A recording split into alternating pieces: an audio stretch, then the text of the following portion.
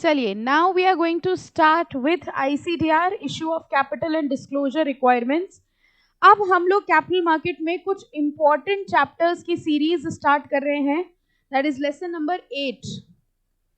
ठीक है, कुछ इंपॉर्टेंट चैप्टर्स की सीरीज कर रहे हैं, यानी अगले 4-5 चैप्टर्स बहुत इंपॉर्टेंट होने वाले हैं। जो बच्चे ऑनलाइन अटेंड कर रहे हैं, आई रिक्वेस्ट कि वो भी क्लास में आके फिजिकली अटेंड करें क्लासेस अब, क्योंकि ये बहुत बहुत इंपॉर्टेंट चैप्टर है। और आप ये मान के चलिए आपके कैपिटल मार्केट का 30-40-50% पेपर इन्हीं 5-6 चैप्टर्स से आने वाला है। ओके, बहुत कॉन्सेप्चुअल है, समझना ज्यादा है, याद कम करना है। ठीक है, और एज आई ऑलवेज से कि स्टार्टिंग के 5-7 मिनट सबसे इंपॉर्टेंट होते हैं। ओके, तो स्टार्ट करें ICDR। चलिए, so now we are going to start with issue of capital and disclosure requirement. किसी भी कंपनी के लिए सबसे इंपॉर्टेंट होता है कैपिटल रेज करना। कैपिटल रेज करने का मतलब समझिए क्या हुआ, कंपनी को पैसों की जरूरत है। ठीक है, अब अगर पैसों की जरूरत है तो उसके सामने दो ऑप्शन है, या तो वो लोन ले ले बैंक से, और या तो वो कैपिटल रेज करे। कैपिटल रेज करने का मतलब क्या हुआ, शेयर इशू करे, और शेयर इशू करके वो पैसा रेज कर ले। शेयर इशू करके जो वो पैसा रेज कर रही है वो उसके कौन बन जाएंगे, शेयर होल्डर्स। ओके, नाउ जब कोई कंपनी पहली बार पब्लिक को अपने शेयर्स देती है और पैसा रेज करती है, इसको हम लोग क्या कहते हैं, IPO, इनिशियल पब्लिक ऑफर।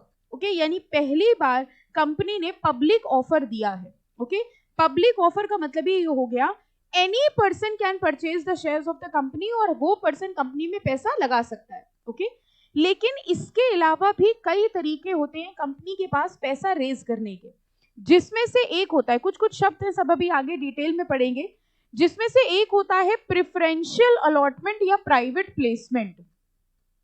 अब प्राइवेट प्लेसमेंट का मतलब समझिए, हमने शेयर्स पब्लिक से रेज करने की बजाय प्राइवेटली प्लेस कर दिए। मतलब बजाय इसके कि हमने पब्लिक को एट लार्ज शेयर्स दिए, हमने कुछ लोगों को ये ऑफर दिया और उनसे कहा आप ये शेयर ले लो और आप हमें कैपिटल दे दो।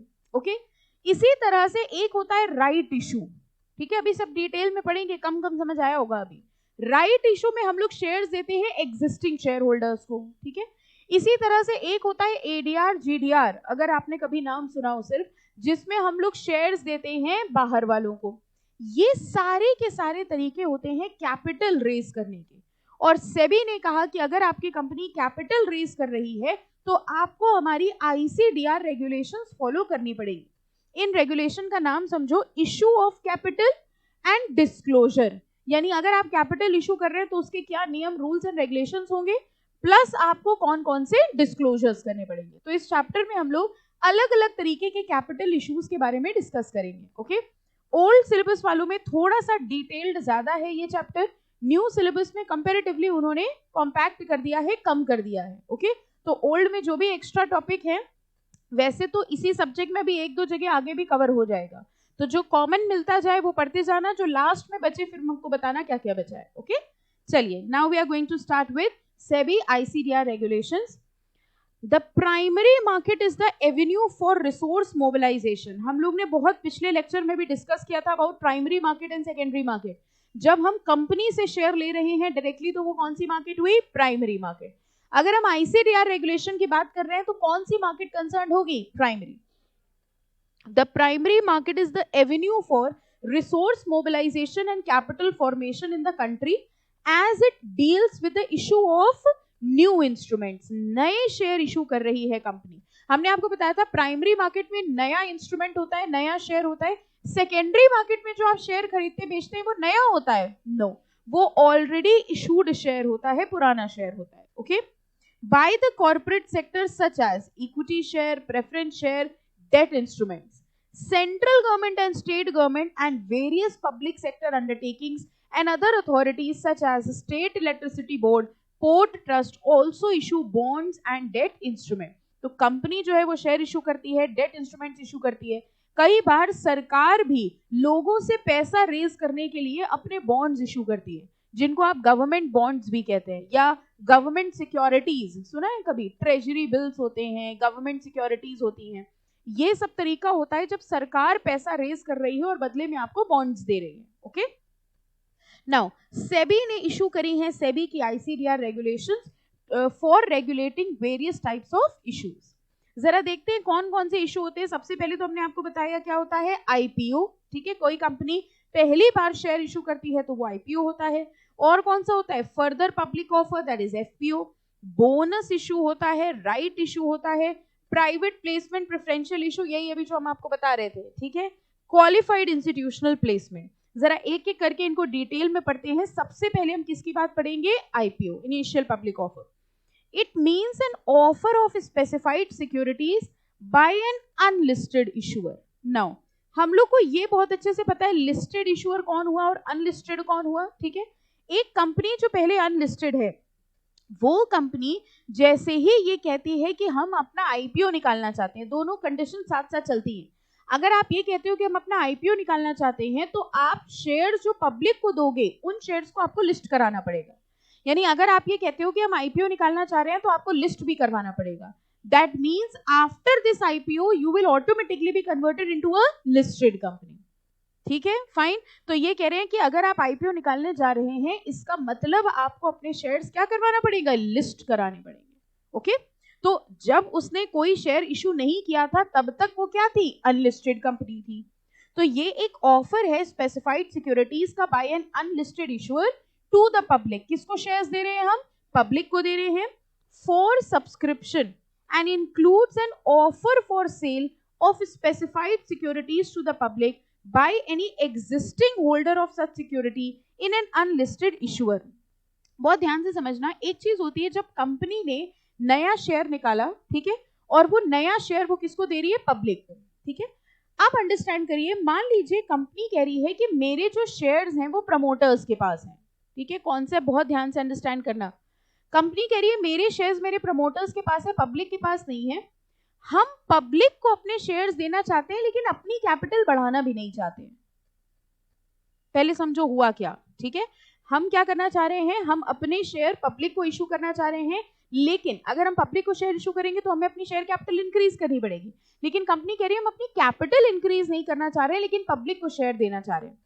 ऐसे सिचुएशन में जो प्रमोटर्स होते हैं, एग्जिस्टिंग शेयर होल्डर, वो अपने शेयर दे देते हैं किसको, पब्लिक को। अब सोच के देखो, अगर प्रमोटर्स ने अपने शेयर पब्लिक को दे दिए तो क्या कंपनी की कैपिटल इंक्रीज होगी, नो, क्योंकि वो तो ऑलरेडी इशूड शेयर था। तो जब कंपनी के प्रमोटर्स अपने शेयर पब्लिक को ऑफर करते हैं, इसको ऑफर फॉर सेल कहा जाता है। ठीक है, एक होता है पब्लिक इशू, एक होता है offer for cell. Public issue में कंपनी ने अपने शेयर्स डायरेक्टली किसको दिए हैं, पब्लिक को। जब कंपनी पब्लिक को अपने शेयर्स दे रही है, पब्लिक ने उनके शेयर्स लिए हैं, तो ऑब्वियसली उनका कैपिटल जो है वो इंक्रीज हो जाएगा।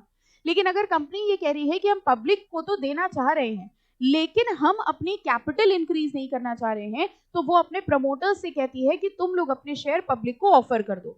Okay, this is what is known as offer for sale. So offer for sale is done by the existing shareholders. अब जरा ये लाइन देखो क्या लिखी थी, कह रहे हैं इट इज अनलिस्टेड इशूअर। पहली लाइन से अगर हम लोग देखें, it means an offer of specified security by an unlisted issuer to the public for subscription. एक तो ये हो गया public offer, and includes an offer for sale. यानी आईपीओ में ही क्या इंक्लूड हो जाएगा, offer for sale of specified security to the public. Offer for sale में भी सिक्योरिटीज किसको दी जा रही है, पब्लिक को दी जा रही है। कौन दे रहा है, by any existing holder of such securities in an unlisted issuer। तो आप ऑफर फॉर सेल निकाल रहे हो या आप आईपीओ निकाल रहे हो, दोनों ही आईपीओ में कवर्ड होगा और दोनों के ऊपर आईसीडीआर रेगुलेशंस लगेंगे। आपको समझ में आया या मतलब क्या हो रहा है, अगर कोई कंपनी डायरेक्टली पब्लिक को शेयर दे रही है तो भी उसके ऊपर आईसीडीआर रेगुलेशन लग रही है। अगर किसी कंपनी ने अपने प्रमोटर्स या एग्जिस्टिंग शेयर होल्डर से कह दिया कि तुम पब्लिक को दे दो, तो भी वो पब्लिक इशू मान लिया जाएगा और उसके ऊपर भी आईसीडीआर रेगुलेशंस एप्लीकेबल हो जाएंगे। क्लियर, एक एक वर्ड समझते चलिएगा बहुत आराम से। ठीक है, ये सारी चीजें बहुत इंपॉर्टेंट है और आगे तक यूज आएंगी, क्योंकि आगे अब अगर कहीं वर्ड आगे ऑफर फॉर सेल, तो यहां अगर आपको उसका मतलब नहीं समझ में आएगा तो फिर वो आगे दिक्कत करेगा। I hope it is clear. ठीक है, चलो नेक्स्ट कह रहे हैं फर्दर पब्लिक ऑफर। बताओ फर्दर पब्लिक ऑफर क्या हुआ, जो कंपनी ऑलरेडी पहली बार शेयर इशू कर चुकी थी, आज वो दोबारा शेयर इशू कर रही है। क्यों कर रही है, उसको कैपिटल की जरूरत है, कंपनी को कैपिटल की जरूरत पड़ी, उसने कहा हम और शेयर्स निकालना चाह रहे हैं। ऐसे इशू को क्या कहा जाता है, FPO. It is an offer of specified security bye a listed issuer. अब बताओ लिस्टेड क्यों लिखा है, क्योंकि जब उसने पहली बार आईपीओ किया होगा तब वो लिस्टेड हो गया होगा। यानी क्या हम ये कह सकते हैं कि आईपीओ अनलिस्टेड इशूअर निकालता है और एफपीओ लिस्टेड वाला निकालता है? यस और नो? ठीक है, सो कह रहे हैं it is an offer of specified security bye A listed issuer company to the public for subscription. In other words, another issue to the public other than its existing shareholder or to a select group of person by a listed person is referred to as FPO. तो हम पहली बार निकाल चुके हैं, अब हम दोबारा capital raise कर रहे हैं, that will be considered as FPO. चाहे IPO हो चाहे FPO हो, उसके ऊपर सेबी की ICDR रेगुलेशंस एप्लीकेबल होंगी. ठीक है, आपके लिए यूज कैसे आने वाला है देखो, एक है LODR रेगुलेशन. ठीक है, LODR रेगुलेशन ये कहती है कि जो भी लिस्टेड कंपनी है उसको कौन कौन सी रेगुलेशंस फॉलो करनी है. और एक है ICDR रेगुलेशन जो ये कहती है कि जब कोई कंपनी कैपिटल इशू करेगी तब ICDR लगेगा. नाउ सपोजिटली आप कंपनी सेक्रेटरी बन गए और आप किसी कंपनी में गए, ठीक है, बताओ रेगुलरली कौन सी रेगुलेशन देखनी पड़ेगी? LODR. तो अगर हम दोनों में एग्जाम पॉइंट ऑफ व्यू से दोनों इंपॉर्टेंट है, बट अगर हम प्रैक्टिकली आपसे पूछे तो ज्यादा इंपॉर्टेंट कौन सी हुई? LODR. क्योंकि ICDR से आपका पल्ला तब पड़ेगा अगर आपकी कंपनी पब्लिक इशू निकाले. बेटा बाद में बात कर लेना, कुछ जरूरी ना हो तो. जरूरी हो तो हम रुक जा रहे हैं, ऐसे हमारा जरूरी नहीं है, हम तो ऐसे ही आते 2 घंटे पटर पटर करते रहते हैं. कुछ जरूरी हो तो हमें बताओ, डिस्कस करते हैं सब लोग. नहीं, अच्छा, डिस्टर्ब हो जाता है हमको. एक्चुअली याद करके आते हैं घर से, हाँ, और रात भर बैठ के रखते हैं, फिर तुम लोग ऐसे बीच में बातें करते हो तो हम डिस्टर्ब हो जाते हैं, फिर भूल जाते हैं मैं क्या बोल रहा है. Okay, so what I was telling was, हाँ, LODR रेगुलरली लगती है. तो LODR तो आपको फॉलो करनी ही करनी है. अब बाई चांस आप जिस कंपनी में एज ए कंपनी सेक्रेटरी गए, हो सकता है जब तक आप एज वहां पे CS रहे उसको कैपिटल रेज ही नहीं करनी थी. अगर उसे कैपिटल रेज ही नहीं करनी थी तो ICDR का काम खत्म. ये मत करना कि करने नहीं दिया उसको, हमें ICDR समझ नहीं आई. अब बोर्ड ऑफ डायरेक्टर ने कई बार कहा कैपिटल रेज करें, आपने कहा नहीं नहीं कोई जरूरत नहीं है, कोई जरूरत नहीं है, जितना पैसा है उसी से काम चलाओ. अंदर ही अंदर आपको पता था अगर इन्होंने कहा कि हम रेज करेंगे वो ICDR लग जाएगी, वही तुम छोड़ के गए थे एग्जाम में, है ना. तो हो सकता है ICDR. अब जैसे एक रेगुलेशन है टेक ओवर रेगुलेशन, अगर थ्रू आउट योर करियर उस कंपनी का किसी के साथ टेक ओवर नहीं हुआ तो जरूरत ही नहीं पड़ेगी टेक ओवर रेगुलेशन की. But LODR is a regulation कि अगर आप लिस्टेड कंपनी में गए हो तो वो लगेगी ही लगेगी. ठीक है, इसका मतलब ये नहीं कि चैप्टर छोड़ देंगे, ठीक है, बल्कि और करवाना, कोशिश करना कि और, क्योंकि जितना प्रैक्टिकल आप देखोगे, देखो जब बुक से पढ़ते हो ना that is a very different world, जब आप प्रैक्टिकली कंपनी में देखोगे तो वो ऑल टुगेदर डिफरेंट होता है. तो अपने सीखने के चक्कर में और बोलना कि अरे कैपिटल इशू करिए, वैसे आपके कहने से कुछ होगा नहीं, बट फिर भी अरे कैपिटल इशू करिए, कैपिटल इशू होगा ICDR लगेगा, इसी बहाने ICDR पढ़ोगे, प्रैक्टिकल एप्लीकेबिलिटी देख लोगे. ठीक है, हम तो ये कहते हैं सब कुछ करवाना, पहले कैपिटल इशू करा देना, टेक ओवर करवा देना, लास्ट में फिर डिसोल्यूशन भी करवा देना. कहना हम ये कैसे देखेंगे कि इंसॉल्वेंसी बैंक्रप्सी कैसे लगेगा, बंद तो करो कंपनी, हम पूरा सीख के जाएंगे, है ना. चलो okay, so next we will be talking about right issue. Now right issue का मतलब होता है वो शेयर जो एग्जिस्टिंग शेयर होल्डर्स को दिए जाते हैं. जब कोई कंपनी शेयर्स इशू करती है तो वो कहती है पहला अधिकार शेयर लेने का है मेरे एग्जिस्टिंग शेयर होल्डर्स का. ओके, तो जब हम शेयर इशू करेंगे तो हम सबसे पहले उनको अधिकार देंगे, यानी first right is with the existing share holders. और वो शेयर जो हम अपने एग्जिस्टिंग शेयर होल्डर्स को देते हैं उनको क्या कहा जाता है? Right issue. हमको बताओ राइट इशू से पैसा रेज होगा? हम शेयर इशू कर रहे थे, हमने एग्जिस्टिंग शेयर होल्डर्स को शेयर दिए, कंपनी में कैपिटल बढ़ेगा कि नहीं बढ़ेगा? बिल्कुल बढ़ेगा. फ्री में थोड़ी दे रहे हैं हम उनको कैपिटल दे रहे हैं, हम उनको शेयर दे रहे हैं, एग्जिस्टिंग शेयर होल्डर को दे रहे हैं. हाँ, कम रेट पे दे सकते हैं बट कैपिटल इससे हम रेज कर सकते हैं. यानी चाहे एक कंपनी IPO निकाले, चाहे FPO निकाले, चाहे राइट इशू हो, उसके ऊपर ICDR रेगुलेशन एप्लीकेबल होगी. Right issue of security is an issue of specified security by a company to its existing shareholders as on a record date in a predetermined ratio. तो ratio के हिसाब से देंगे, जैसे मान लो उन्होंने कह दिया 1:1, तो 1:1 का मतलब जिसके पास एक शेयर है उसको एक शेयर का ऑफर मिल जाएगा. ठीक है, क्या राइट शेयर होल्डर्स यानी एग्जिस्टिंग शेयर होल्डर्स को ये शेयर लेना कंपलसरी होता है? नो, ये उनका ऑप्शन होता है, वो चाहे तो ले लें, चाहे तो रिनाउंस कर दें, छोड़ दें. ठीक है, तीन तरीके का इशू पढ़ लिया, IPO, FPO and right issue. Next is preferential allotment. अब जरा इसको ध्यान से समझिए। देखिए आईपीओ का जो पूरा प्रोसेस है, पब्लिक इशू का पूरा प्रोसेस है, बहुत लेंदी प्रोसीजर होता है, अभी आप पढ़ेंगे भी चैप्टर में। और लेंदी प्रोसीजर के साथ साथ एक बहुत कॉस्टली प्रोसीजर भी है। कितने तो इंटरमीडियरी लग जाते हैं, हम लोगों ने देखा था, मर्चेंट बैंकर थे, बैंकर टू एन इशू थे, आरटीए थे, ठीक है। नाउ व्हाट हैपेंस इज, ये कह रहे हैं कि हमें पैसा रेज करना है। पैसा रेज करने का एक तरीका है कि हम पब्लिक इशू निकालें, आईपीओ निकाल दें। अगर हम आईपीओ निकालेंगे तो पहली चीज तो बहुत सारे पब्लिक शेयर होल्डर्स हैं जो पैसा लगाएंगे, लेकिन उसको रेज करने की कॉस्ट बहुत ज्यादा हो जाएगी, बहुत बड़ा प्रोसेस हो जाएगा। हमने सोचा क्यों ना हम ऐसा करें कि अल्टीमेटली जो ज्यादा पैसे लगाते हैं वो कौन होते हैं, फाइनेंशियल इंस्टीट्यूशंस, बैंक्स, ठीक है, म्यूचुअल फंड कंपनीज। ये वो लोग होते हैं जो ज्यादा अमाउंट ऑफ पैसा लगाते हैं। आप खुद सोचिए, अगर हम पब्लिक को पैसा दे रहे हैं तो एक इंडिविजुअल इन्वेस्टर कितना लगा देगा, ठीक है, 1 लाख, 2 लाख, 10 लाख।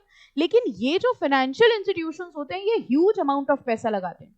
तो कंपनी ने कहा एक तरीका ये कि हम पब्लिक इशू निकालें, सबसे पैसा लें। दूसरा ऑप्शन ये भी तो कर सकते हैं कि हम सिर्फ इन बड़े प्लेयर्स को ही ऑफर दें, इन्हीं बैंक और फाइनेंशियल इंस्टीट्यूशन को ऑफर दें और इनसे कहें कि तुम्हें हम शेयर देंगे, तुम ही अप्लाई कर दो। यानी हमने ये ऑफर और किसी को दिया ही नहीं, हमने अपने शेयर्स इनमें प्राइवेटली प्लेस कर दिए और इनसे पैसा रेज कर दिया। अब पहली चीज, जब हम इनको दे रहे हैं, इनसे रेज कर रहे हैं, तो वो पूरा आईपीओ के प्रोसीजर को तो काम खत्म, हमारा प्रोसेस भी छोटा हो गया, कॉस्टिंग भी बच गई, और जो मेरा मेन पर्पस था कि हमें कैपिटल रेज करना है, वो कैपिटल रेज करने वाला काम हमारा हो गया। इसको आप एग्जाम्पल के तौर पे समझ सकते हैं। मान लीजिए आपको 10,000 रुपए चाहिए, तो एक तरीका ये है कि आपने हर इंसान से, अपने जितने फ्रेंड्स हैं उनसे थोड़ा थोड़ा पैसा मांगा, किसी ने 100 दिया, किसी ने 200 दिया, किसी ने 300 दिया। दूसरा तरीका ये है, आप बैंक गए, आपने इकट्ठा 10,000 वहां से ले लिया। तो आपके लिए ज्यादा कन्वीनियंट मेथड ये हुआ कि भैया बैंक गए, वहां से हमने उठा लिया, ठीक है। सिमिलरली कंपनी के पास एक ऑप्शन ये है कि वो पब्लिक से पैसा रेज करे थ्रू आईपीओ। दूसरा ऑप्शन ये है कि वो ऐसे बड़े बड़े फाइनेंशियल इंस्टीट्यूशंस में एक ऑफर दे, ठीक है। नाम देखो क्या, प्रेफरेंशियल अलॉटमेंट।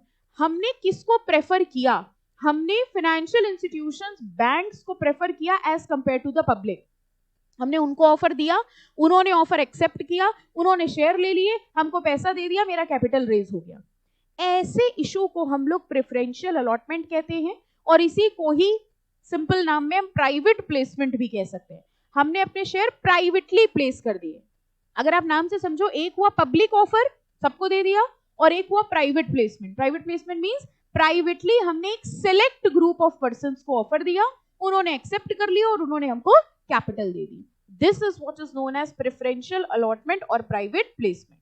लेकिन यहां वो क्या कह रहे हैं, अगर आप प्राइवेट प्लेसमेंट भी कर रहे हो, प्रेफरेंशियल अलॉटमेंट भी कर रहे हो, तो भी आपके ऊपर आईसीडीआर लगेगा। हाँ, आईपीओ के नियम शर्तें नहीं लगेंगी, लेकिन प्रेफरेंशियल अलॉटमेंट की लगेंगी। Are you understanding? इन सब के लिए सेबी ने सेपरेट रेगुलेशंस दी हैं, सेपरेट रूल्स एंड रेगुलेशन है आईपीओ के लिए, एफपीओ के लिए। अगर राइट निकाल रहे हो तो राइट के अलग रूल्स एंड रेगुलेशन है, प्रेफरेंशियल अलॉटमेंट निकाल रहे हो तो इसके अलग रूल्स एंड रेगुलेशन है। और ये सारे रूल्स एंड रेगुलेशन कंबाइन होकर कौन सी रेगुलेशन में दी है, आईसीडीआर में। तो ये कह रहे हैं अगर तुम आईपीओ निकालोगे तो तुम्हारे ऊपर आईसीडीआर के आईपीओ के रूल्स लगेंगे, अगर तुम प्रेफरेंशियल अलॉटमेंट निकालोगे तो तुम्हारे ऊपर आईसीडीआर का ही प्रेफरेंशियल अलॉटमेंट के रूल्स लगेंगे। एंड डेफिनेटली प्रेफरेंशियल अलॉटमेंट के rules will be comparatively easy and convenient, क्योंकि हम पब्लिक से पैसा नहीं रेज कर रहे हैं। क्लियर हो गई बात? डिफरेंस समझ में आया? Okay. It refers to an issue where a listed issuer issues share or convertible securities to, देखो किसको इश्यू कर रहे हैं, select group of persons on a private placement basis। कुछ लोगों को, select group of persons को हमने privately place कर दी अपने शेयर, पब्लिक को ऑफर देने की बजाय कुछ लोगों को ऑफर दिया, उन्होंने एक्सेप्ट कर लिया और उन्हीं से पैसा रेज कर लिया। ऐसे अलॉटमेंट को हम लोग क्या कहते हैं, प्रेफरेंशियल अलॉटमेंट। आई होप ये आपने कंपनी लॉ में भी पढ़ा होगा ये वर्ड प्रेफरेंशियल अलॉटमेंट, है ना। The issuer is required to comply with various provisions of pricing disclosure in addition to the requirements under Companies Act। तो Companies Act की जो requirement है वो तो फॉलो करनी ही है, साथ साथ सेबी रेगुलेशन भी। देखो लिस्टेड कंपनी में हमेशा ध्यान रखना, दो चीजें फॉलो करनी है, कंपनीज एक्ट तो करना ही करना है, प्लस सेबी रेगुलेशंस देखनी है। और अनलिस्टेड कंपनी में सिर्फ कंपनीज एक्ट, तो अगर आपके पास ट्रेनिंग का ऑप्शन होगा तो प्रेफर क्या करोगे? लिस्टेड में जाना प्रेफर करना, ठीक है? तो कोशिश करना लिस्टेड में ही हो, क्योंकि वहां आपको सेबी का एक्सपोजर भी मिल जाएगा। अगर आप अनलिस्टेड में जाते हो तो वो एक्सपोजर नहीं मिलेगा, सिर्फ कंपनीज एक्ट देख पाओगे। Okay, next is qualified institution placement. ये भी प्रेफरेंशियल अलॉटमेंट का ही एक तरीका है, बस इसमें क्या होता है, इन्होंने आईसीडीआर रेगुलेशन में सेबी ने एक कैटेगरी बनाई है क्वालिफाइड इंस्टीट्यूशनल बायर्स की, जिनको हम लोग क्यूआईबी कहते हैं। क्यूआईबीज होते हैं बहुत बड़े बड़े वो लोग या फाइनेंशियल इंस्टीट्यूशंस जो ह्यूज अमाउंट इन्वेस्ट करते हैं किसी भी पब्लिक इशू में, जैसे म्यूचुअल फंड कंपनीज। आप खुद सोच के देखिए, हमने म्यूचुअल फंड को शॉर्ट में पैसा दिया इंस्टॉलमेंट में या कम अमाउंट में, लेकिन म्यूचुअल फंड के पास तो इकट्ठा हो गया ना, वो जहां लगाएगा तो ह्यूज अमाउंट में लगाएगा कि लेस अमाउंट में लगाएगा? ह्यूज अमाउंट में। ऐसे बड़े बड़े फाइनेंशियल इंस्टीट्यूशंस को सेबी ने एक नाम दिया है जिनको हम कहते हैं क्यूआईबी, क्वालिफाइड इंस्टीट्यूशनल बायर्स। इसकी लिस्ट दी है सेबी ने कि किसको किसको क्यूआईबी कहा जाता है। अब बहुत ध्यान से समझना, ऑफर ऑफ सिक्योरिटीज जो क्यूआईबी को किया जाता है वो क्यूआईपी होता है। मतलब if we are placing the shares with QIB then it becomes a QIP. Line समझ में आ गई? अगर हम प्राइवेट प्लेसमेंट कर रहे हैं क्वालिफाइड इंस्टीट्यूशनल बायर्स को, तो वो हो जाता है क्वालिफाइड इंस्टीट्यूशनल प्लेसमेंट। फाइन, ठीक है। It refers to an issue by a listed entity to only, सिर्फ किसको दिया जा रहा है? Qualified institutional buyers as per SEBI ICDR regulation. तो हमको बताओ प्रेफरेंशियल अलॉटमेंट में और क्यूआईपी में फर्क क्या हुआ? बड़ी कैटेगरी कौन सी है? बड़ी कैटेगरी कौन सी है? Preferential allotment. प्रेफरेंशियल अलॉटमेंट में क्यूआईबी भी आ जाएगा, लेकिन क्यूआईबी के कुछ स्पेसिफाइड पॉइंट्स हैं 5-7, वो भी पढ़ेंगे, सिर्फ उनको क्यूआईबी बोला जाता है।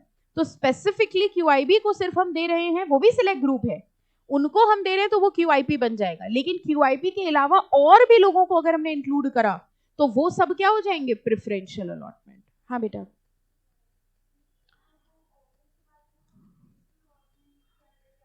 तो उसके ऊपर रेगुलेशन कौन सी लगेगी, यही पूछना चाह रहे थे ना? अच्छा, एक बात बताइए, हमने आपको गुड्स सेल करे, ठीक है, तो मेरा और आपका कॉन्ट्रैक्ट भी हुआ और सेल ऑफ गुड्स भी हुआ, तो कौन सा एक्ट लगता है?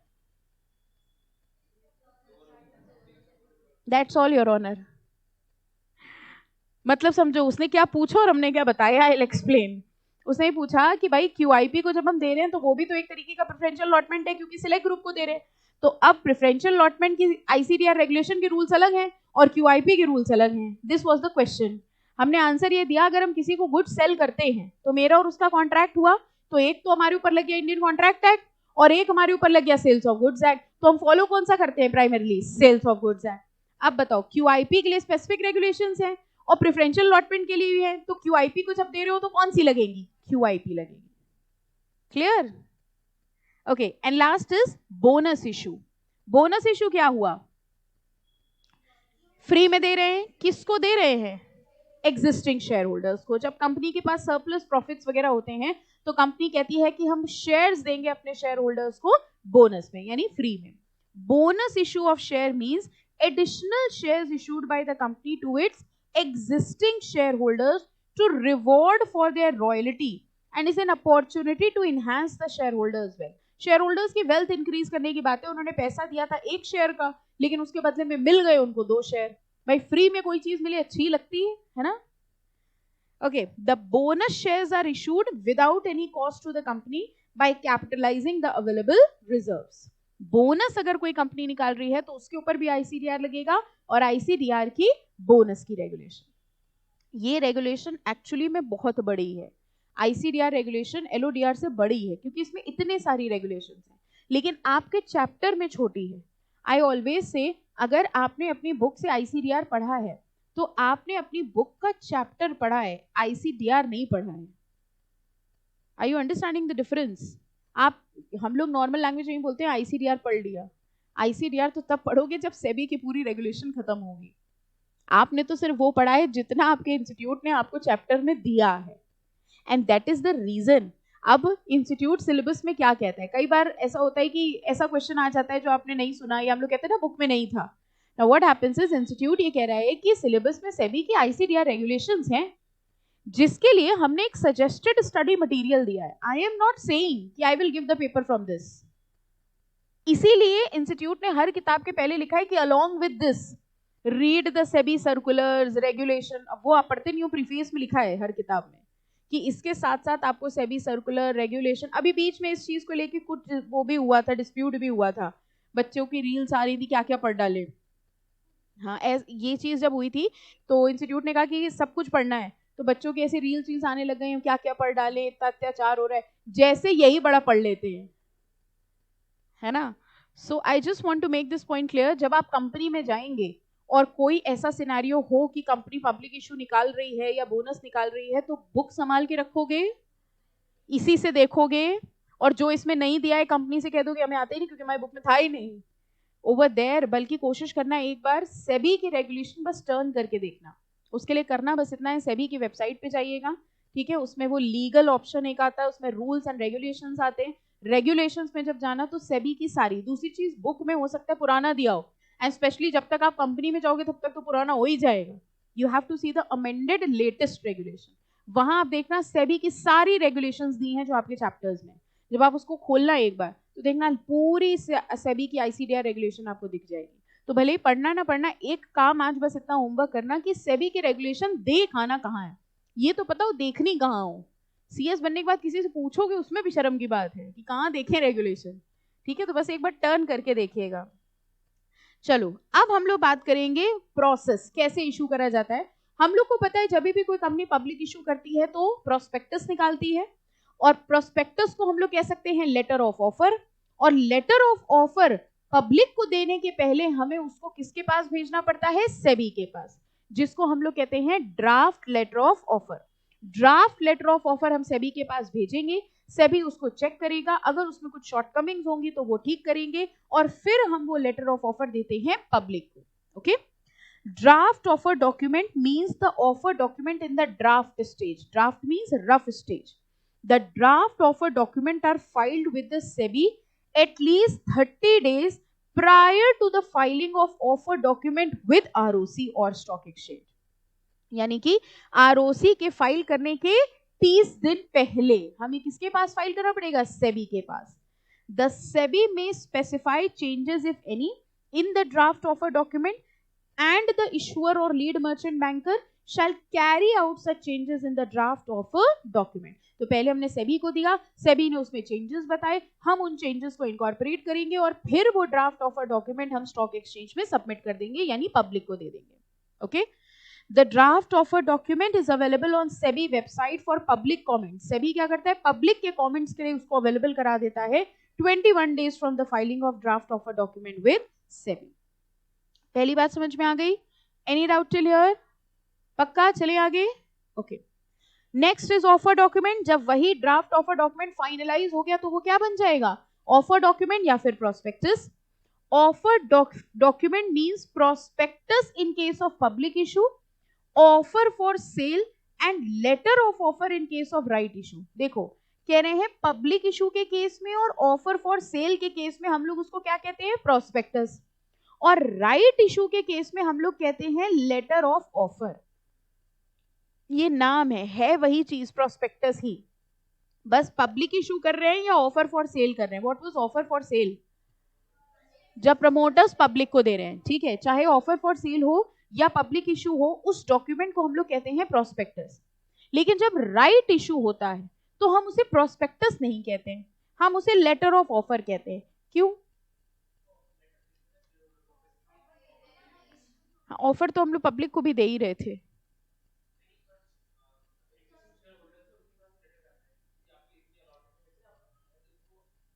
अग्रीड. तो नॉर्मल पब्लिक इशू में भी तो पब्लिक के पास जाता होगा ना. प्रोस्पेक्टस पब्लिक को देते हो, लेटर ऑफ ऑफर, यही मेरा क्वेश्चन है. ये सिलेक्टेड ग्रुप नहीं बेटा, अभी तो राइट शेयर की बात कर रहे हैं. अच्छा, मतलब एग्जिस्टिंग शेयर होल्डर्स को देते. क्यों प्रोस्पेक्टस क्यों नहीं दे रहे उनको पूरा? एग्जैक्टली.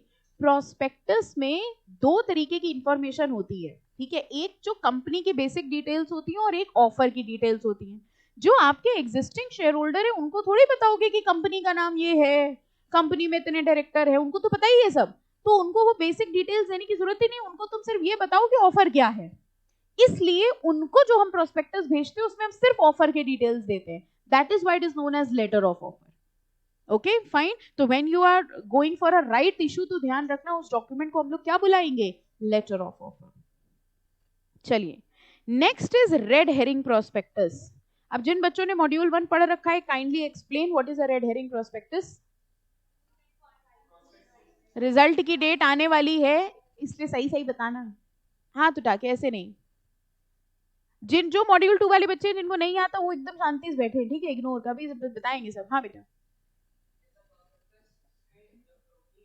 हम्म हम्म हम्म हम्म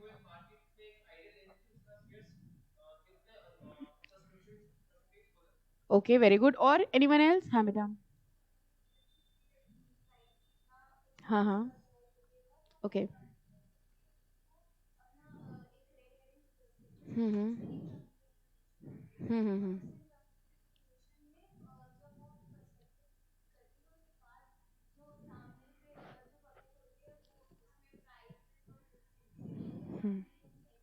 उसका प्राइस सेट कर लेती है, एब्सोल्युटली। ओके चलो अब जरा बेसिक से समझते हैं। देखिए जब कोई कंपनी पब्लिक इशू करती है तो एक सबसे बड़ी दिक्कत ये आती है कि कितने रुपए पे अपना शेयर दें हम। मान लीजिए कंपनी ने कहा कि हम अपना शेयर 100 रुपए पे बेचेंगे, हो सकता है लोग 100 रुपए पे खरीदे ही ना। अगर लोगों को लगा कि भैया ओवर प्राइस्ड है, तुम्हारी शेयर की वैल्यू तो 50 रुपए की, तुम 100 रुपए का बेच रहे हो, तो लोग आपके शेयर सब्सक्राइब नहीं करेंगे। अगर शेयर सब्सक्राइब नहीं करेंगे तो मिनिमम सब्सक्रिप्शन पूरा नहीं हो पाएगा, और मिनिमम सब्सक्रिप्शन पूरा नहीं हुआ तो आपका जो इशू है वो फेल हो जाएगा। एक तो पब्लिक इशू करने में इतनी कॉस्ट लगा के हमने इशू लॉन्च किया, और अगर वो इशू फेल हो गया तो देखा जाए ना कैपिटल रेज कर पाए और कॉस्ट अलग लग गई। इससे बचने के लिए ये जो तरीका होता है इसको फिक्स्ड प्राइस इशू कहा जाता है, कि हमने एक फिक्स्ड प्राइस डिसाइड कर लिया और उस प्राइस पे हमने शेयर लॉन्च कर लिए। जो बड़ी कंपनीज है ना वो फिक्स प्राइस पे जाएंगी, क्योंकि रिलायंस कंपनी ने मान लो कह दिया हमारा शेयर आज 2000 रुपए का है तो लोग ले लेंगे। लेकिन एक ऐसी कंपनी जिसको ये आइडिया नहीं है कि मेरा प्राइस कितना होगा, ओके, वो कंपनीज एक दूसरा तरीका यूज करती हैं, जिस मेथड को हम लोग कहते हैं book building method. Book building method में क्या होता है, मान लीजिए मेरी कंपनी आज अपना शेयर निकालने जा रही है, ठीक है, तो मेरी कंपनी को पता नहीं है कि कितना प्राइस रखें, तो हमने आपसे कहा कि हम तुमको एक रेंज बता रहे हैं, हम तुम्हें एक कैप प्राइस बताएंगे और हम तुम्हें एक फ्लोर प्राइस बताएंगे। फ्लोर प्राइस नाम से समझ में आ रहा है, मिनिमम प्राइस, और कैप प्राइस मैक्सिमम प्राइस। तो हमने आपसे कहा एक काम करो, हम तुमको एक मिनिमम और मैक्सिमम प्राइस बता दे रहे हैं, लेट से 90 रुपीज से 100 रुपीज। अब आप लोगों को 90 से 100 रुपए के बीच में बोली लगानी है, ठीक है। ये जो बोली लगाई जाती है ना इसको कहा जाता है book building. Book building means बोली लगाना। अब लोगों ने अलग अलग रेट्स पे बोली लगाई कि भाई किस रेट पे हम शेयर लेना चाहते हैं, ओके। नाउ जब सबकी बोलियां आ जाएंगी तो जिस प्राइस पे मैक्सिमम बोली होगी उस प्राइस को डिसाइड कर लिया जाएगा। मान लीजिए सबने कहा कि भाई 95 रुपीज पे हम खरीदना चाहेंगे आपका शेयर। अगर मैक्सिमम लोगों ने 95 रुपीज बोला तो कंपनी 95 को अपना प्राइस डिसाइड कर लेगी और फिर 95 को अपने प्राइस पे वो अपना इशू लॉन्च कर देगी। बताइए अगर पब्लिक के डिसाइड किए हुए प्राइस पे हमने अपना इशू लॉन्च किया है तो क्या इशू फेल होगा? नहीं, क्योंकि आप ही ने बताया 95 पे लेंगे। ये जो तरीका होता है इसको कहा जाता है बुक बिल्डिंग मेथड। बहुत आराम से समझना, बहुत जगह है ये बुक बिल्डिंग। तो बुक बिल्ड करा मतलब हमने डिमांड बिल्ड करी अपने ही शेयर की, हमने उनको एक रेंज बता दी, हमने कैप प्राइस बता दिया, फ्लोर प्राइस बता दिया, और उनसे कहा बोली लगाओ। बोली में जो मैक्सिमम प्राइस की डिमांड आई है उस प्राइस को हमने डिसाइड कर लिया, okay. This is what is known as book building issue. तो हमको लॉजिकली बताओ, ज्यादातर लोग कम से कम पे बोली लगाएंगे कि ज्यादा से ज्यादा? आप सब शेयर होल्डर्स हैं, हम अपना शेयर लॉन्च कर रहे हैं, हमने कहा 90 मिनिमम है, 100 मैक्सिमम है, बोली लगाना है। जिस रेट पे मैक्सिमम लोग बोली लगा देंगे हम उसे फिक्स कर देंगे। तो आप कम से कम बोली लगाओगे या ज्यादा से ज्यादा? हाउ मेनी ऑफ यू से कम लगाएंगे? Okay, how many of you से ज्यादा? कम से कम नहीं लगाएंगे, ज्यादा से ज्यादा। अब सोचो क्यों? आपको क्या पता है बाकी कितने पे लगा रहे हैं? जब आपने सोचा चलो 90 स्टार्टिंग है 91 लगाएं, तो आपके मन में एक डर है कि अगर हमसे ज्यादा किसी ने लगाई होगी तो हमारा रिजेक्ट हो जाएगा. Are you understanding? Every investor is thinking कहीं ऐसा ना हो मेरा प्राइस कम होने की वजह से सबने कहीं 99 ना लगा दी हो. अगर सब 99 लगाएंगे तो मेरा रिजेक्ट हो जाएगा, तो सेफर ऑप्शन ये है कि मैक्सिमम पे लगा दूं. अब अगर मैक्सिमम लोगों ने 100 पे लगाया है तो रिजेक्ट नहीं होगा, मैक्सिमम सिनेरियो में प्रो राटा अलॉटमेंट हो जाएगा. सोचो हमने बोला क्या? रिजेक्ट कब होगा? जिसका कम होगा. अगर सबने 100 पे लगा दिया तो रिजेक्ट हो ही नहीं सकता. यानी अगर हम चाहते हैं कि हम उस कंपनी का शेयर लें और मेरा रिजेक्ट ना हो, तो इन्वेस्टर कोशिश करेगा कि वो ज्यादा से ज्यादा बोली लगाए ताकि उसका अमाउंट जो है वो एक्सेप्ट हो जाए. But again this depends upon the investor. अगर वो कह रहे नहीं मिलना हो तो इसी रेट पे मिले, नहीं तो नहीं मिले तो कम पे लगा लेगा. बट नॉर्मल फिनोमेना ये कहता है कि वो ज्यादा से ज्यादा पे बोली लगाएगा. तो उसने बोली लगाई, उसका जो भी अमाउंट आया वो एक्सेप्ट हो गया और एक्सेप्ट होकर उस प्राइस को फिक्स कर दिया गया. इस बुक बिल्डिंग सिस्टम में 2 बार प्रोस्पेक्टस निकलता है. पहली बार प्रोस्पेक्टस निकला जब हमने उनको बताया कि भैया बोली वाला सिस्टम होगा, तो हमने उनको कंपनी के डिटेल्स दे दिए, हमने उनको कंपनी के बारे में सब कुछ बता दिया, उनको बता दिया हमारा ये पब्लिक इशू है. एंड कई बार हम उसमें कैप प्राइस और फ्लोर प्राइस लिख देते हैं. ये प्रोस्पेक्टस हमने निकाला और उनसे कहा अब आप लोग बोली लगाइए. फिर उन्होंने बोली लगाई और बोली लगाने के बाद जो फिक्स प्राइस आया उस प्राइस के हिसाब से हमने एक और प्रोस्पेक्टस बनाया. जो पहला वाला प्रोस्पेक्टस था जिसमें इनकम्प्लीट इंफॉर्मेशन थी उसको क्या कहा जाता है? Red herring prospectus. और वो जो दूसरा प्रोस्पेक्टस था जिसमें सब फाइनल डिटेल्स आ गई कि कितने प्राइस पे होगा, उसको हम क्या कहते हैं? Final prospectus. ठीक है, तो वो प्रोस्पेक्टस कुल मिला के जिसमें इनकम्प्लीट डिटेल्स होती हैं प्राइस की, प्राइस कितना होगा, शेयर कितने होंगे, उस प्रोस्पेक्टस को क्या कहा जाता है? Red herring prospectus. Red herring prospectus का यूज सिर्फ तब होता है when the shares are issued using book building method. अगर फिक्स्ड प्राइस मेथड है तो बताओ क्या रेड हेरिंग का जरूरत पड़ा? जरूरत ही नहीं पड़ेगी, वो तो उन्होंने पहले ही डिसाइड कर लिया कि भैया फिक्स प्राइस होगा. रेड हेरिंग की जरूरत तभी पड़ेगी जब बुक बिल्डिंग इशू होगा. पूरी बात समझ में आ गई? कॉन्सेप्चुअली क्लियर है? कॉन्सेप्ट्स बहुत ध्यान रखना. ठीक है. Why it is named as red herring? Red colour का होता है. कुछ छोटा चीजें एक्स्ट्रा जाके भी सोचा करो. Why red herring? जो अब हम बताएंगे उसका आपके इससे कोई लेना देना नहीं है, एग्जाम में लिखना नहीं है. ठीक है, हम सिर्फ बता रहे क्योंकि कई बार बच्चों के मन में आता है रेड हेरिंग क्यों, क्या रेड कलर का होता होगा? सी इनिशियली व्हाट हैपेंड, इसका नाम ऐसे पड़ा पहले के टाइम पे, मतलब पहले के टाइम पे भी क्या ऐसा कहा जाता है कि मछली को पकड़ने के लिए ना रेड मीट डाला जाता है. जब मछली को हमें पकड़ना होता है ना तो वो उस पे नहीं ऐसे मीट का टुकड़ा डालते हैं तो वो मछली आ जाती है. कुछ कुछ सोचो यही तो हो रहा है. यहां हम किसको पकड़ने की कोशिश कर रहे हैं? Share holders. और हमने शेयर होल्डर्स को अट्रैक्ट पता है कैसे कहा? प्राइस तुम डिसाइड करो. Are you understanding? हमने उनको पकड़ने की कोशिश करी, हमने कहा रेंज हम दे रहे हैं, प्राइस जो तुम बोलोगे वो होगा. यानी इस तरह से हम उनको अट्रैक्ट करने की कोशिश कर रहे हैं. Therefore it is named as red herring prospectus. ये आप एग्जाम में लिखेंगे? बिल्कुल नहीं. ये हम सिर्फ आपके एक एक्स्ट्रा नॉलेज के लिए बता रहे थे. ठीक है, जैसे इसी में एक टॉपिक और आता है ग्रीन शू ऑप्शन. ठीक है, तो कई बार बच्चों के दिमाग में आता है कहीं रेड डाल रहे हैं, कहीं ग्रीन डाल रहे हैं, कुछ येलो भी डालो. ठीक है, तो it's just for knowledge. But I hope आपको मतलब समझ में आ गया है what is red herring prospectus. हाँ बेटा. हाँ हाँ हाँ हाँ बिल्कुल बिल्कुल. सेबी तो सब अप्रूव, बिना उनके अप्रूवल के तो पब्लिक को कुछ दे ही नहीं सकते. ठीक है, किसमें? आरएचपी में. अभी देखो पढ़ रहे हैं, अभी पढ़ते हैं इसको. ठीक है, रेड हेरिंग प्रोस्पेक्टस को.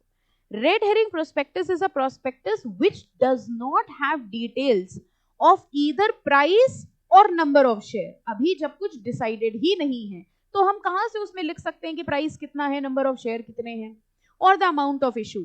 This means that in case the price is not disclosed, the number of shares and ये देखो क्या है, upper and lower price bands are disclosed. ये upper and lower price band क्या है? एग्जैक्टली जिसको हम लोग सेबी की भाषा में कहते हैं cap price and floor price. अगर कभी, अब आप ध्यान देना, जब कोई कंपनी अपना आईपीओ निकालती है ना तो उसका न्यूज़पेपर में एडवर्टाइजमेंट आता है, हमें कभी दिखेगा तो हम शेयर कर देंगे. अब आप उसको रीड करना, आपको सब समझ में आएगा.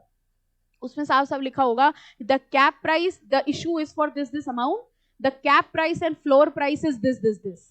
तो अब जब आप ये वर्ड्स पढ़ेंगे ना तो आप रिलेट कर लोगे कि अच्छा ये इसकी बात कर रहे हैं। ओके, फिर नीचे लिखा होगा the merchant banker for this issue is such and such company. तो सारी चीजें अब आपको समझ में आएंगी कि अच्छा पब्लिक इशू का एडवर्टाइजमेंट निकलता कैसे, कौन कौन ड्राफ्ट करता है, कौन निकलवाता है, ये सब। ये उभरते हुए चेहरे, आप ही को सब काम करना है, ठीक है। ये सारा पब्लिक नोटिस, न्यूज़पेपर नोटिस, ये सब आपको निकालना होता है। On the other hand, an issuer can state the issue size and number of shares are determined later. An RHP, red herring prospectus for an FPO can be filed with ROC without the price band. कई बार वो ये भी कहते हैं ROC में file कर देते, price band नहीं देते और कहते प्राइस बैंड हम 1-2 दिन पहले बता देंगे, पब्लिक को देने के 1-2 दिन पहले बता देंगे। सेबी को देखो क्या चेक करना है, सेबी को ये चेक करना है कि कोई भी कंडीशन अनफेयर ना हो। प्राइस थोड़ी सेबी डिसाइड करेगा कि कितना होना है।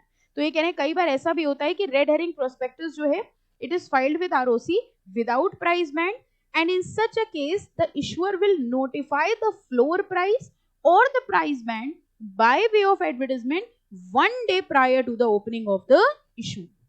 In case of book built issue, यहां से देखो जरा, कह रहे हैं बुक बिल्ट इशू के केस में it is a process of price discovery. Actually ये तरीका होता है प्राइस डिस्कवरी का बुक बिल्डिंग में, and the price can not be determined until the bidding process is completed. अब बताओ ये बिडिंग प्रोसेस क्या हुआ, यही बोली लगाना, जो सबने ये बोली लगाई है ये बिडिंग प्रोसेस है। जब तक ये बिडिंग प्रोसेस कंप्लीट नहीं हो जाता तब तक फाइनल प्राइस डिटरमाइन नहीं होगा। Hence such details are not shown in RHP. अब पहले RHP हुआ, फिर बिडिंग हुई, फिर फाइनल प्रोस्पेक्टस हुआ, तो बट ऑब्वियस है RHP में कंप्लीट डिटेल्स होंगी कि इनकम्प्लीट डिटेल्स, ठीक है। और लास्ट में वही लिखा है, उसके बाद जब बिडिंग कंप्लीट हो जाएगी, only on completion of bidding the details of final price are included in the offer document, और फिर वो जो फाइनल ऑफर डॉक्यूमेंट बना है उसको हम लोग क्या कहेंगे, प्रोस्पेक्टस। हाँ बेटा, हाँ हाँ बिल्कुल।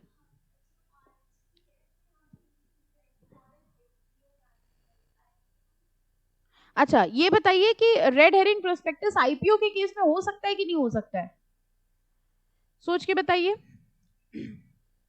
अगर कोई कंपनी आईपीओ के थ्रू लॉन्च कर रही है, ठीक है, बुक बिल्ड के थ्रू अपना आईपीओ लॉन्च कर रही है, तो भी आरएचपी आ सकता है कि नहीं आ सकता है, आ सकता है।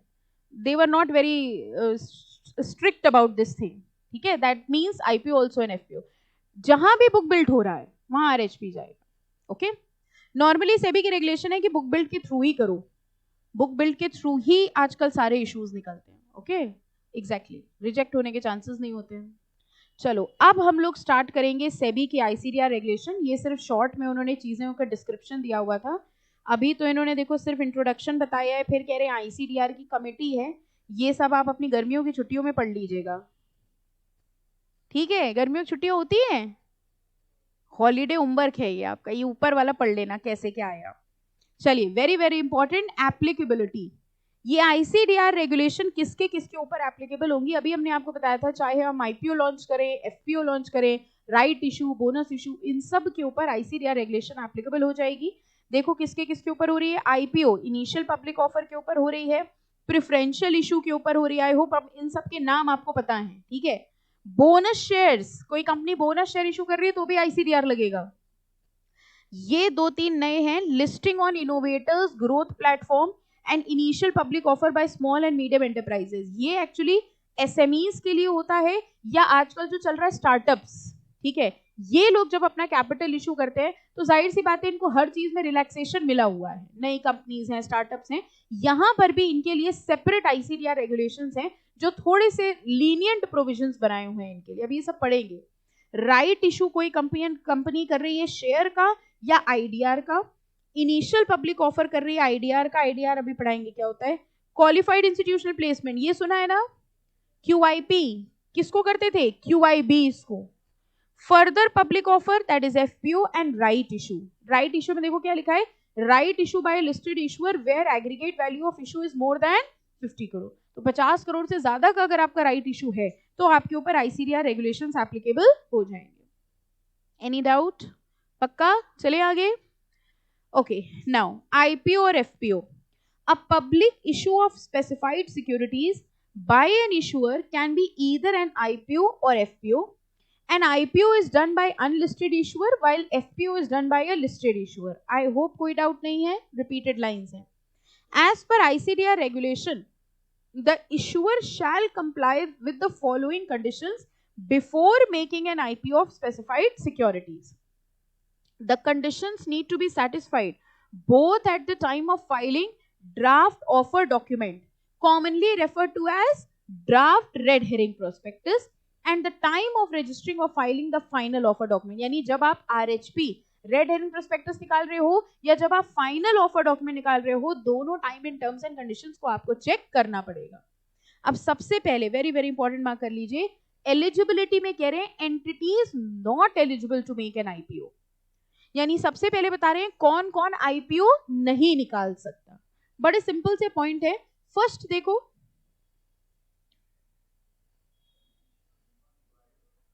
है ना, काम का वर्ड क्या था, debarred from accessing capital market. कह रहे हैं कोई भी कंपनी, प्रमोटर, उसका प्रमोटर ग्रुप या selling shareholder, can you tell me ये किसके लिए यूज किया है? ऑफर फॉर सेल के लिए. एब्सोल्युटली. ऑफर फॉर सेल में पब्लिक को शेयर कौन दे रहा था? Selling share holders, existing share holder. कह रहे हैं अगर इशुअर या प्रमोटर ग्रुप या सेलिंग शेयर होल्डर, इनको कैपिटल मार्केट एक्सेस करने से डिबार कर दिया गया है, रोक दिया गया है, मे बी इन्होंने कोई डिफॉल्ट करी हो, ऐसी कंपनी आईपीओ या एफपीओ इशू नहीं कर सकती. कई बार हम लोग कैपिटल मार्केट में देखते हैं ना कि अगर आपने ऐसा किया तो आपको सेबी कैपिटल मार्केट एक्सेस करने से डिबार कर देगी. तो वो सारे प्रमोटर ग्रुप जिन्होंने ऐसा कोई डिफॉल्ट किया है और सेबी ने उनको कैपिटल मार्केट एक्सेस करने से डिबार किया है, वो आईपीओ एफपीओ नहीं निकाल सकते. तो जब आपकी कंपनी आईपीओ एफपीओ निकालने जाएगी तो सबसे पहले क्या चेक करोगे, कहीं वो कैपिटल मार्केट से डिबार तो नहीं है. ठीक है, फाइन. सेकेंड वाला जो पॉइंट है, देखो लिखा है, if any of the promoter, director और issuer is a promoter, director of any other company. इसमें ये आगे लिखना भूल गए, यही लाइन लिखो, हाँ, which is debarred from accessing the capital market. बस छोटी सी गलती हो गई इंस्टीट्यूट से. इस सेकंड पॉइंट में देखो काम की बात लिखी ही नहीं इन्होंने. This is a misprint. If any of the promoter, director of issuer is a promoter, director of any other company which is debarred from accessing capital market. ठीक है, ये पूरा लिख लेना. अब बताओ सेकंड पॉइंट में फर्स्ट पॉइंट में फर्क क्या है?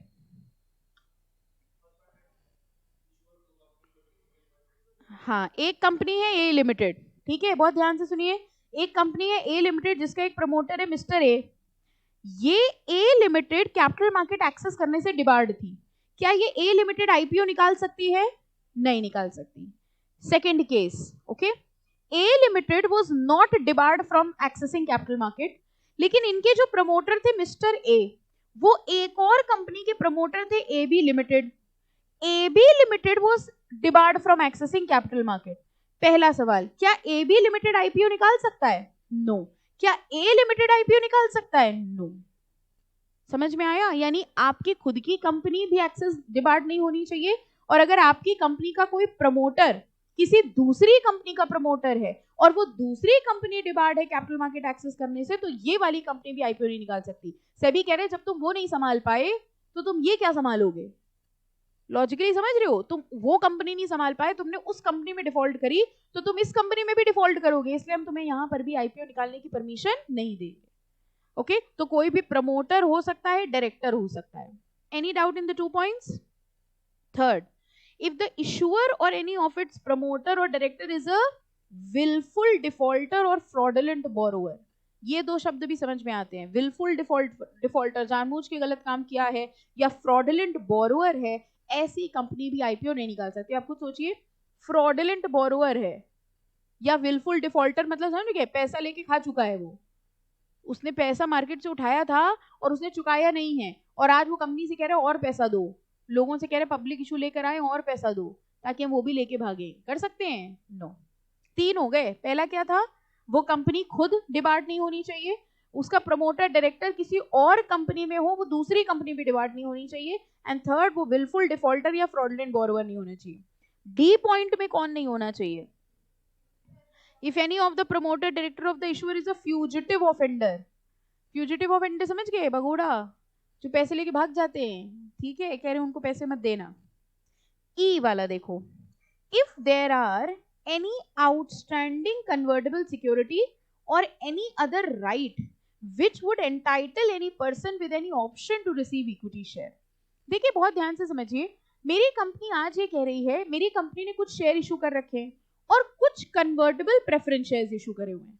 कन्वर्टेबल प्रेफरेंस शेयर का मतलब क्या हुआ कि वो इक्विटी में कन्वर्ट होंगे. ठीक है, नाउ मेरी कंपनी आज एक नया शेयर निकालने वाली है, आईपीओ निकालने वाली है.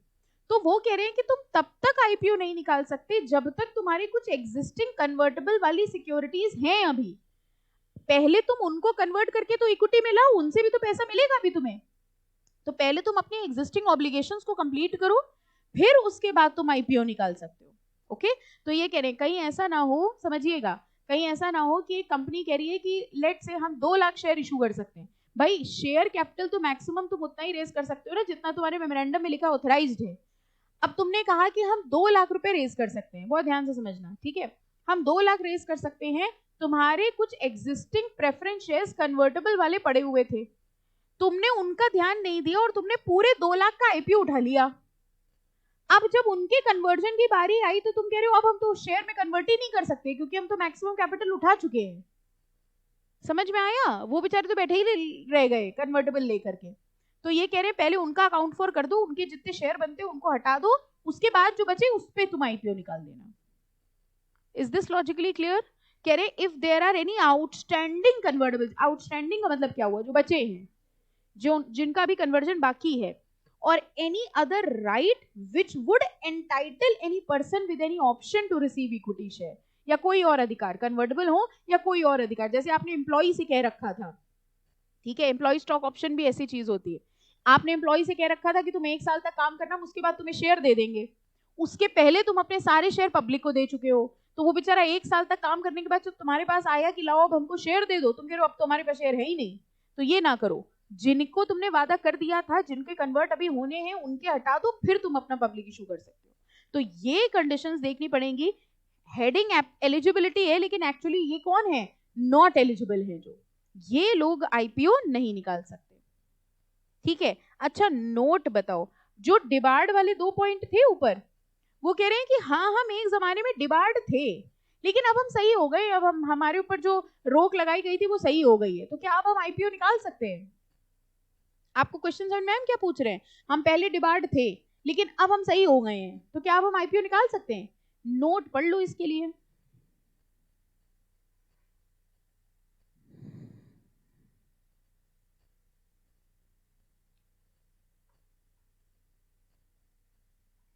डन?